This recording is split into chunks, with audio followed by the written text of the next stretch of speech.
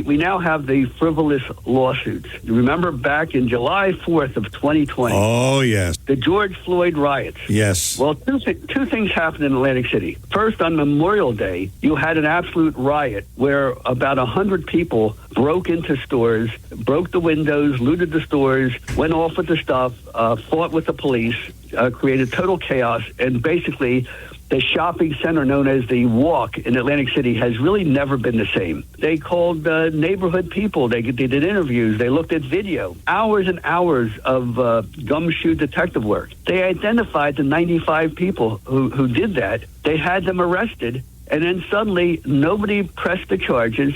Nothing happened. The cases disappeared. There was no justice. And it had to come from Governor Murphy or the prosecutor at the time. Because in Trenton, you had the identical thing. You had police cars set on fires. You had shops looted. You had windows broken. Nobody arrested. Nobody faced any consequence for that whatsoever. I'm convinced that even though Atlantic City Police and Marty Small did a heroic job, somebody at the county and state level suppressed those cases. That was in May of 2020. A couple months later, 4th of July weekend, named Steve Young. Steve Young wanted to have a confrontation. They had about 30 of them. They started to block Atlantic Avenue. The police were accommodating.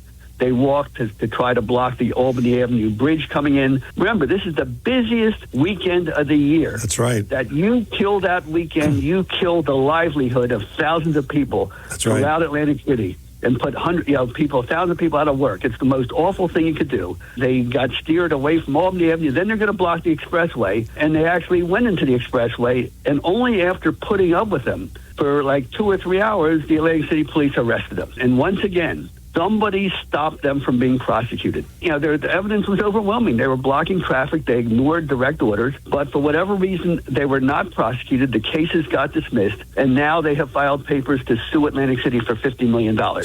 Why are taxes too high? Why are everything so affordable? Why is insurance expensive? Why are lawsuits expensive? This is part of it.